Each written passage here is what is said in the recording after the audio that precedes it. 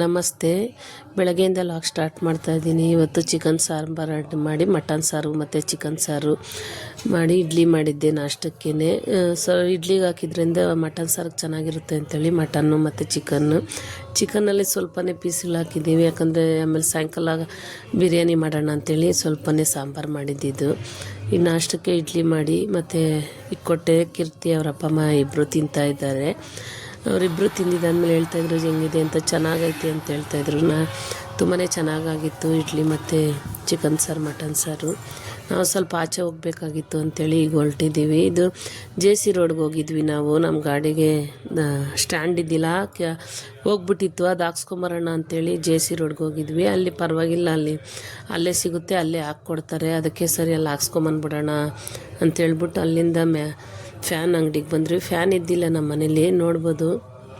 ಅವ್ರೇನು ಫಿಟ್ ಮಾಡ್ತಾಯಿದ್ದಾರೆ ಅದೇ ಫ್ಯಾನೇ ತಗೊಂಡಿದ್ದು.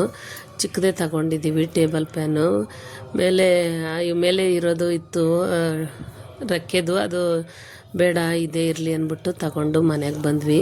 ಚೆನ್ನಾಗಿತ್ತು ಫ್ಯಾನನ್ನು ತಗೊಂಡು ಹಂಗೆ ಮನೆಗೆ ಬಂದ್ವಿ. ಮನೆಗೆ ಬಂದು ನೋಡಿದ್ರೆ ಕರೆಂಟ್ ಇದ್ದಿಲ್ಲ. ಬೆಳಗ್ಗೆ ಹೋಗಿರೋ ಕರೆಂಟು ಬಂದೇ ಇರಲಿಲ್ಲ. ನಾವು ಹೋಗೋಕ್ಕೆ ಮುಂಚೆನೇ ಹೋಗ್ಬಿಟ್ಟಿತ್ತು. ನೋಡಿದ್ರೆ ಮಧ್ಯಾಹ್ನ 3 ಗಂಟೆ ಆದರೂ ಕರೆಂಟ್ ಬಂದಿರಲಿಲ್ಲ. ಬಟ್ಟೆಗಳು ವಾಷಿಂಗ್ ಮಿಷಿನಲ್ಲಿ ಬಟ್ಟೆಗಳು ಹಂಗೆ ಇದ್ವು, ಹಾಕಿದ್ದೆ.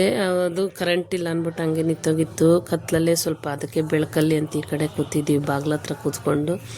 ಸ್ವಲ್ಪ ಹಂಗೆ ಸಾಮಾನು ತೊಗೊಂಬಂದಿದ್ದೆ, ಅದೆಲ್ಲ ನೋಡ್ತಾಯಿದ್ರಿ ಎತ್ತಿಟ್ಬಿಟ್ಟು.